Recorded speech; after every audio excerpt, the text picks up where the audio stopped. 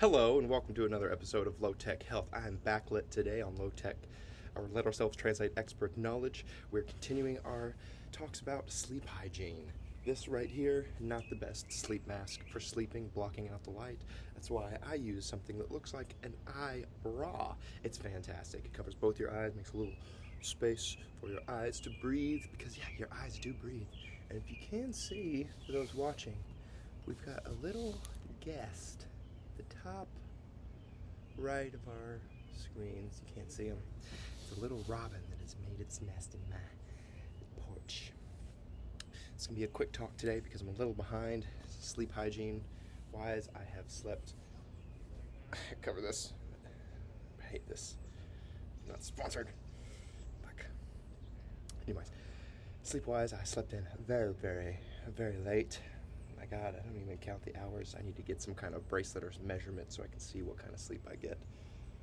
But I do base it off how I feel, how my heart feels in the morning, which is what's called heart rate variability. It's not a scientific, just basing it off of how you feel, but you can tell if you push yourself or you work out even just a little bit, how your heart responds to it, and you'll know that you're just not able to do it. You listen to your body is what they always say, but that's what the essence of Let's Talk Tickers on Taco Tuesdays is, listening to your body that tells you you're just not able to push your blood to these spaces right now. Your heart's trying to recover. And it feels good to have recovered and to know that my heart is in a strong place. I've been taking more vitamin D, up in my vitamin C.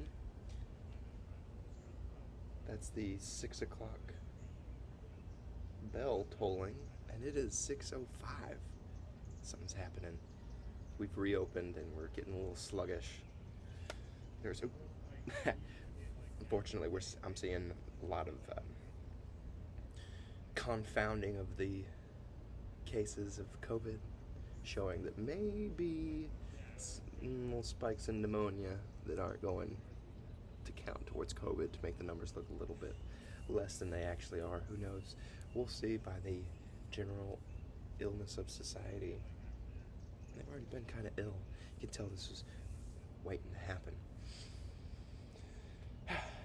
But little tips for sleep hygiene, besides mentioning listening to your body when you wake up to see if you're going to exercise, because yes, exercise is profoundly important. A little bit of exercise causes vasodilation, which is where the blood opens up and allows more exchange of oxygen and carbon dioxide, and profound, severe, higher level exercise activates that fight or flight mechanism, which exhausts us.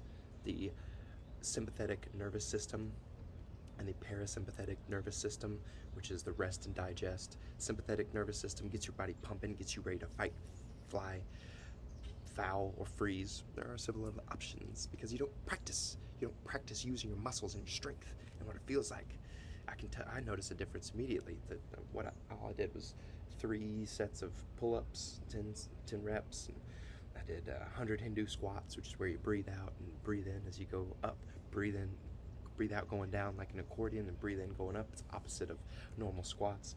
And then varied up some push-ups with kettlebell raises. Not much. Oh, but the best thing that I've really loved adding is jump rope. I just looked at it longingly. Been jumping rope 10 whole minutes. I jumped rope. I think I may have done it even more than 37 times in a row as well. It's very nice. Starting my 3 up, 3 on tonight. For those who haven't seen the podcast the last couple days, I implore you to check out yesterday's Meet-to-See-This Mental Mushroom Mondays. I had Grandmoney's on discussing how her sleep study went. It was a fantastic episode, really interesting insights and frustrations into the whole process. A lot of gel, a lot of sticky gel. We love our glue in the hospital. We really do.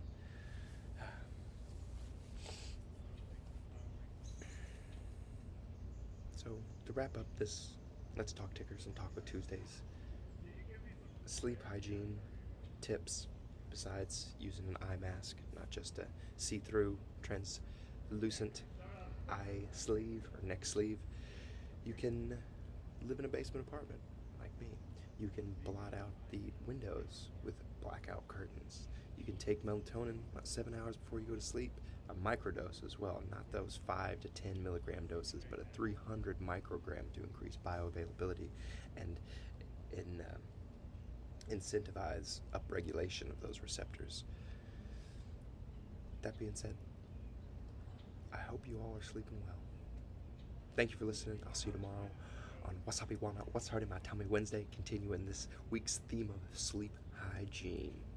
See you guys.